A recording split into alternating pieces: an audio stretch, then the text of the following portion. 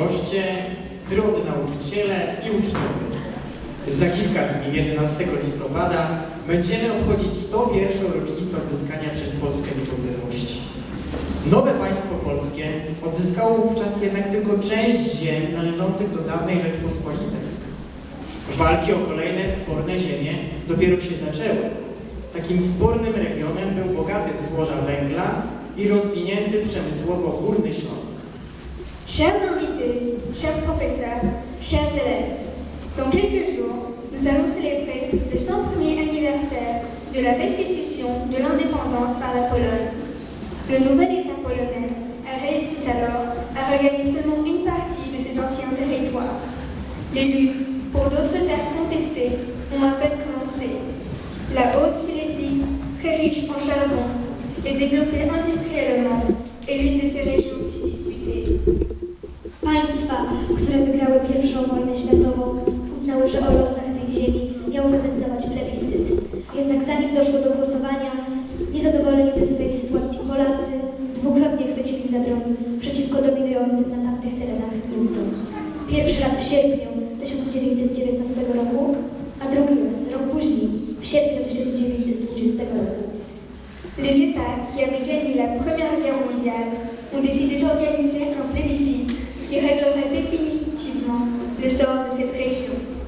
Cependant, avant que le scrutin ait lieu, les Polonais mécontents de leur situation ont pris 2 fois les armes contre les Allemands qui dominaient alors sur ces territoires.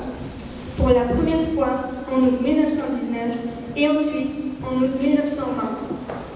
Gdy sytuacja Polaków po powstaniach nieco się poprawiła, odbył się plebiscyt.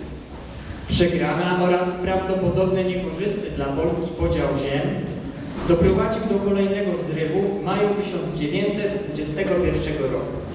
Trzecie powstanie przyniosło dla Polski sukces w postaci przyłączenia do Rzeczypospolitej mniejszej, ale bardziej uprzemysłowionej części Górnego Śląska.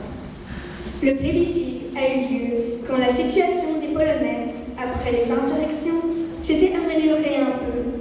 L'échec, la division probable et injuste des terres contestées ont mené au soulèvement social suivant en mai 1921. La troisième insurrection, enfin, a terminé avec succès et la Pologne a regagné une petite partie du territoire mieux industrialisé de la Haute-Silésie. Decyzję o kolejnym powstaniu podjął razem ze współtowarzyszami wybitny polski polityk Wojciech Korfanty. Niewątpliwie stał się on jednym z ojców niepodległej i suwerennej Polski. Wojciech Korfanty, le fameux homme politique polonais, et ses compagnons ont pris la décision de commencer cette troisième insurrection. C'est ainsi que Korfanty est devenu l'un des pères de la Pologne souveraine et indépendante. 25 października 2019 roku dyrekcja naszej szkoły, nauczyciele i uczniowie wzięli udział w uroczystości odsłonięcia pomnika Wojciecha Korfantego w Warszawie. Le 25 octobre 2019, la direction de notre école, des professeurs ainsi que des élèves ont participé à l'inauguration du moment dédié à Wojciech Korfanty. Dziś natomiast chcemy wspólnie rozpocząć obchody 100. rocznicy Powstań Śląskich. Serdecznie zapraszamy na występ zespołu Kamratki ze Szkoły Podstawowej im. Powstańców Śląskich w Tworowie.